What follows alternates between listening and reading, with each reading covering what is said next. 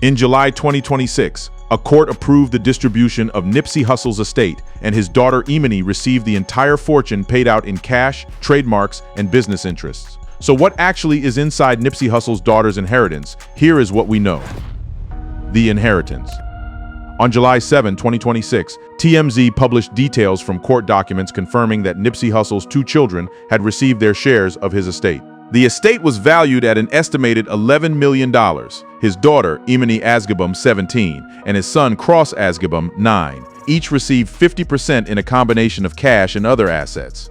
The assets named in reporting on the court documents include interests in the Marathon Clothing Company and related businesses, various trademarks, and a 2012 Chevy Suburban that belonged to their father. The exact cash amounts were sealed by the court, which is a standard step in cases involving minors. Lauren London, Cross's mother and Nipsey's partner at the time of his death, signed documents acknowledging receipt of the funds for her son's share. Then an estate representative said the assets were distributed to honor Nipsey's legacy while protecting the family's privacy.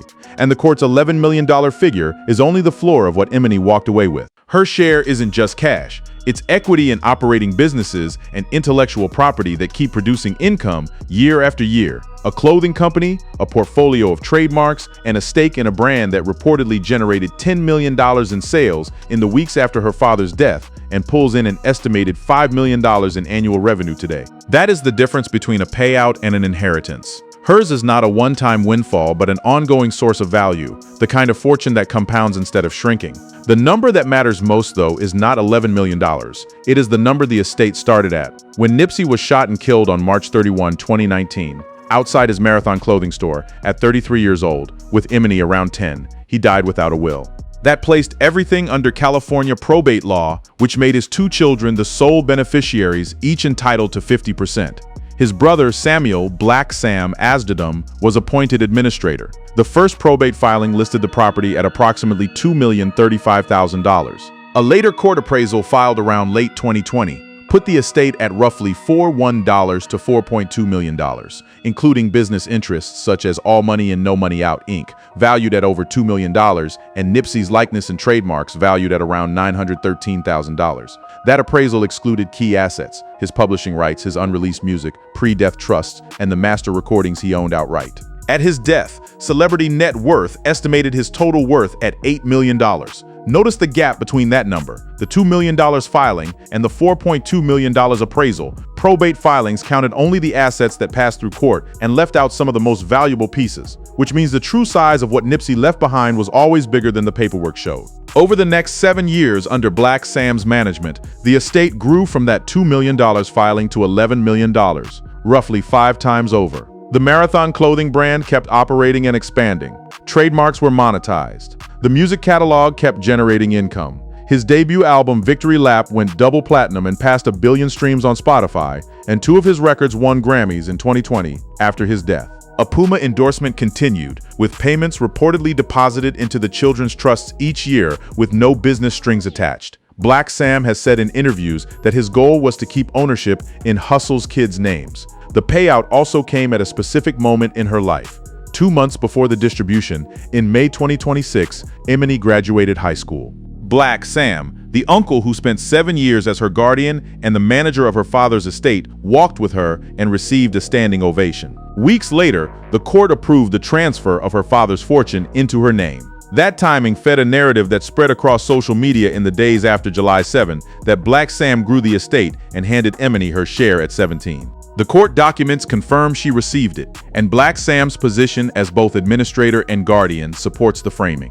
One note of context: California rules for inheritances involving minors typically route funds through trusts or guardianship structures until age 18, so structured access, rather than a lump sum handed over on a doorstep, is consistent with how these distributions work. Either way, the legal process that began when Emily was 10 ended 2 months after she crossed a graduation stage. So the answer inside the title is this: not just money, but ownership. Emily did not simply receive a check. She received part of a company, a set of trademarks, and a stake in a brand her father built with his own hands. Assets designed to keep growing long after the court closed the file. And here is the part the headlines skip: none of this was guaranteed. An estate with no will, a 10-year-old heir, a fortune tied up in businesses that could have been sold off or run into the ground, and a family fighting in court for the better part of a decade. This payout survived all of it. To understand what that inheritance is really worth, you have to understand how it was built, how the fortune was built. Everything Imani inherited traces back to 4 corners of concrete in South Los Angeles, the intersection of Crenshaw Boulevard and Slauson Avenue. Nipsey put it plainly in a 2010 interview, "My whole life took place on these 4 corners. This really was my foundation." As teenagers, Nipsey and Black Sam hustled in that parking lot, selling snacks, t-shirts, and mixtapes out of the trunk, weathering police raids that shut down their early ventures. It was scrappy, relentless, ground-level entrepreneurship, and it never stopped being the blueprint. Born Ermias Joseph Askedom in 1985 to an Eritrean immigrant father and an African-American mother, Nipsey dropped out of Hamilton High School and joined the Rawlins 60s neighborhood Crips at 14. But a 2004 trip to Eritrea with his father rewired his thinking, and by 2005 he was flooding the streets with independent mixtapes. When labels came calling, he took a deal, then walked away from it around 2010 to found his own imprint. All Money and No Money Out, because he refused to let anyone else own his work. He named the label deliberately, All Money In, No Money Out, and used it to sign and develop artists like Jay Stone and Pac-Man Da Gunman, building an infrastructure around himself rather than renting someone else's. His mantra was brand before business, and the brand he chose was the Marathon, patient, purposeful, built to outlast any single race. Then came the move that turned heads across the entire music industry. In 2013, Nipsey released the mixtape Crenshaw and sold 1,000 physical copies at $100 each. And Jay-Z personally bought 100 copies for $10,000 in under 24 hours. The Proud to Pay model was audacious, almost defiant. Instead of chasing millions of casual listeners, he monetized the deep loyalty of his core fans and reinvested every dollar. He repeated the play with Mailbox Money in 2014. When his debut studio album Victory Lap finally arrived in February 2018, it debuted at number 4 on the Billboard 200, earned a Grammy nomination for Best Rap Album, and cemented him as one of the West Coast's most respected voices. Crucially, he owned his masters and much of his publishing, assets that would quietly feed his children's inheritance for years after his death. But music was only one engine. Nipsey reportedly had stakes or involvement in around 14 businesses across multiple sectors: a label, studios, a touring company, a 6-figure silent partner stake in the Marathon Agency, cannabis interests that would later blossom into the Marathon Collective Dispensary, and more. In June 2017, he opened the flagship Marathon Clothing Smart Store on Slauson Avenue, a tech-integrated retail experience built with software engineer Idris Sandu, co-owned with Black Sam and partners, where an app unlocked exclusive content for fans who walked through the doors. He and developer David Gross then bought the entire shopping plaza housing the store, reportedly for around $2.5 million, with plans for roughly 80 units of affordable housing above it. In 2018, he launched Vector 90, a co-working space and STEM incubator designed to pipeline kids from Crenshaw toward tech and opportunity, and help build the Our Opportunity Fund to deploy Opportunity Zone capital into underserved majority Black neighborhoods nationwide, fighting gentrification by beating it to the block. He called it buying back the block, and he meant it literally. And he poured money straight back into the blocks that raised him. Local news cameras followed him to 59th Street Elementary School, where he and Puma renovated the basketball courts he grew up playing on. Right now, we on 59th and 3rd Ave. I grew up a couple blocks from here. The backboards were beaten up, the paint long gone, so Nipsey and Puma pumped $10,000 into the courts, commissioning artwork across the blacktop. Obviously, the artist was crazy, drew visuals, and it just brings some color, to a place where all the kids gonna be every day.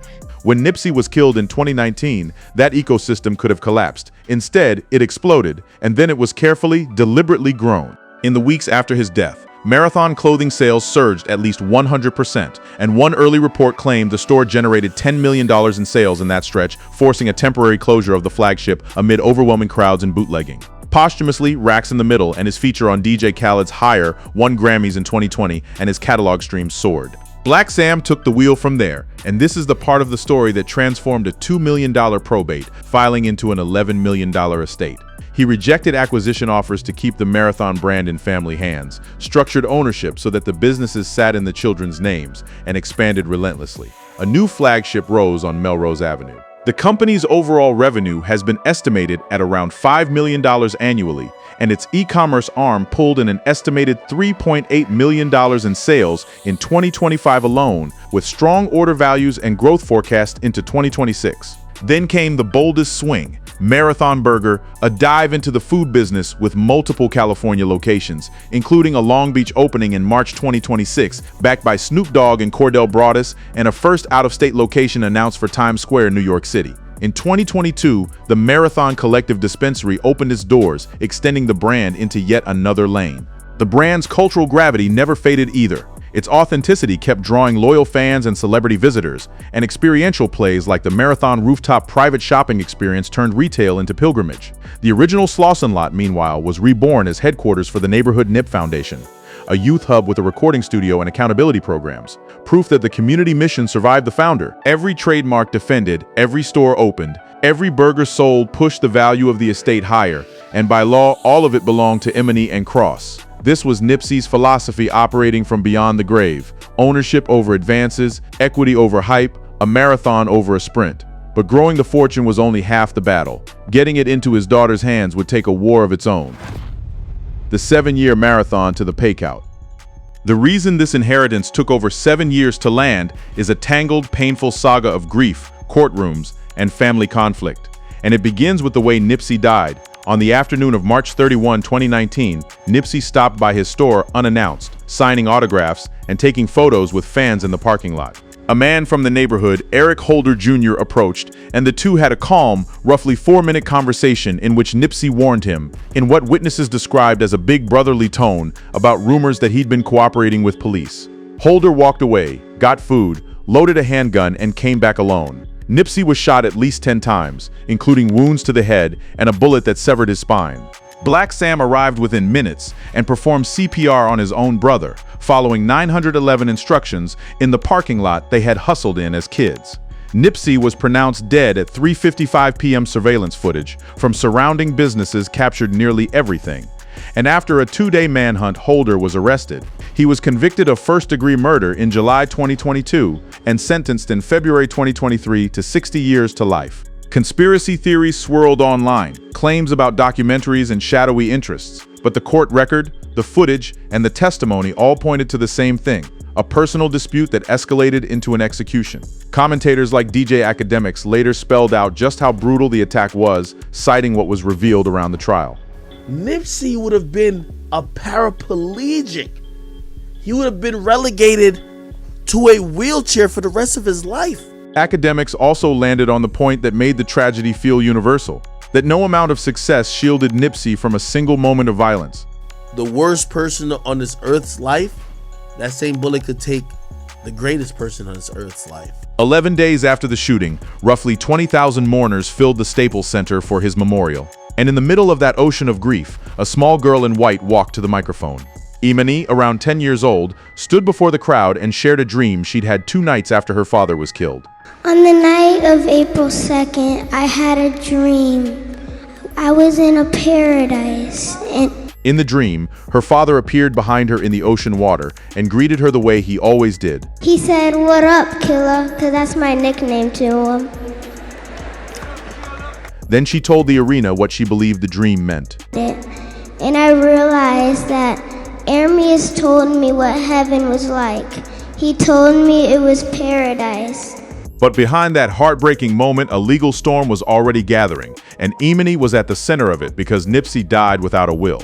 Everything ran through probate court, and the question of who would raise Imani and control her inheritance ignited a bitter fight. Nipsey's family, led by Black Sam and sister Samantha Smith, petitioned for guardianship of Imani, citing concerns about her mother Tanisha Foster's fitness, including a past DUI and neglect allegations raised in 2019 filings. Tanisha fought back hard, claiming the family had taken her daughter without permission, later petitioning around 2022 to terminate the guardianship entirely, and alleging her visitation was being restricted.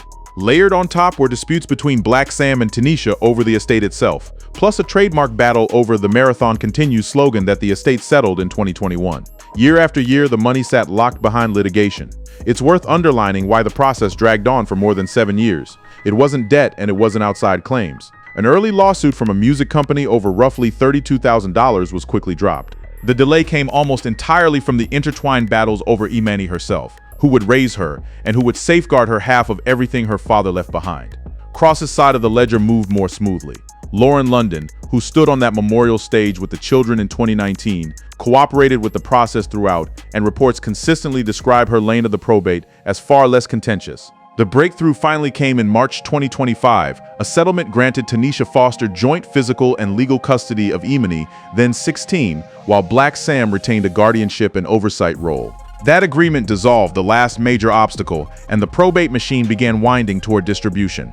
What followed was a stretch of poetic, almost scripted timing. On February 28, 2026, hundreds gathered as the city of Los Angeles officially unveiled Nipsey Hussle Square at Crenshaw and Slauson, the very corner where he sold mixtapes, opened his store, and lost his life. A family-led procession marched from the Marathon parking lot with Nipsey's mother, Angelique Smith, leading elements of it, and the new sign was unveiled bearing his dates and a line that distills his entire mission: the highest human act is to inspire. Black Sam delivered an emotional speech. I think everybody that know that Hussle loved the area and that Crenshaw and Slauson meant everything to bro. He met his child's mother here. Sold his first mixtapes here.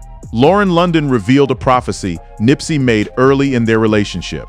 We would drive by over here and he would be like, you know, Boogie, one day they gonna name this whole section after me. She called it a proud moment for the kids as they now fully understand their father's legacy. Council President Marquise Harris Dawson, who first filed the motion for the renaming back in August 2019, put the permanence into words.